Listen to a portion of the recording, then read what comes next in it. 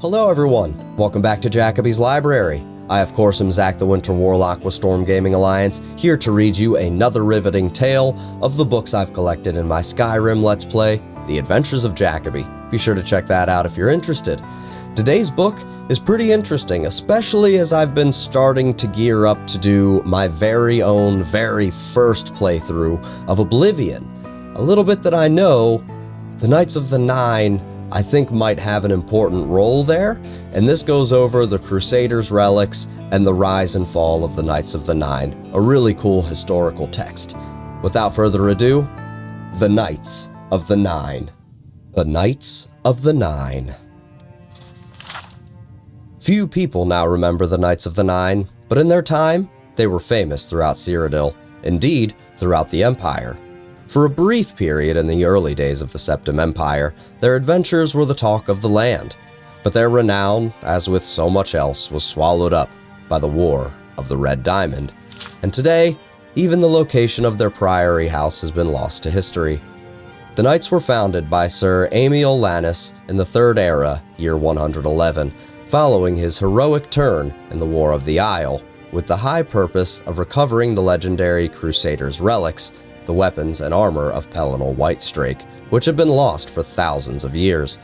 They were born out of a sense of optimism and ambition that characterized the first century of the Third Era. Tamriel was united and at peace for the first time in many centuries. Nothing was impossible. The fame of the Knights was established early on when Sir Amiel led them against the Worm of Ellenglen to recover the cuirass of the Crusader, which had not been seen since the First Era.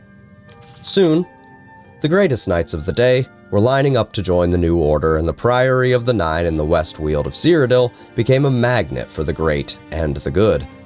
The knights were the toast of the Empire. When Beric Vlendril joined the order, the scion of one of the great noble families of Colovia, it was clear that the Knights of the Nine had become the Empire's most prestigious knightly order. In relatively short order, the Knights reclaimed 3 more relics, and their fame soared to new heights with each new one. No one doubted they would eventually succeed in their quest to recover all 8 relics. Sadly, this early promise of the Knights did not survive the ravages of the War of the Red Diamond, which tore apart the Empire beginning in the Third Era, year 121.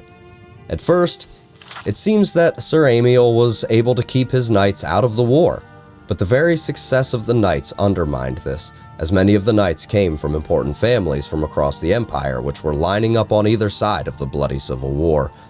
Sir Beric was apparently the first to leave the order to join the war on the side of Sepphoris, carrying the sword and greaves of the Crusader into battle with him. Many other knights seem to have left the order shortly after this, some joining the war on one side or the other. The end of the order was as ignominious as its beginning was glorious. Following the victory of Sepphoris in the Third Era, year 127, Beric Vlendril became an important figure on the winning side. It seems likely that he was behind the imperial decree which officially dissolved the Knights of the Nine in the Third Era, year 131, although in truth this was little more than a formality. Despite Sir Amiel's best efforts, the order had never recovered from the bitterness of the Civil War. What happened to the various relics originally recovered by the Knights of the Nine? The sword and the greaves went with Sir Beric, but where he bestowed them is unknown. The gauntlets famously lie immovable on the floor of the Chapel of Stendarr in Corel, where Sir Casimir left them after his disgraceful murder of a beggar in Third Era, year 139. The location of the cuirass is a mystery, lost to history, along with the eventual fate of Sir Amiel, who was last reported still living alone in the empty Priory of the Nine by a passing traveler in Third Era, year 150, and so the Knights of the Nine faded away into history.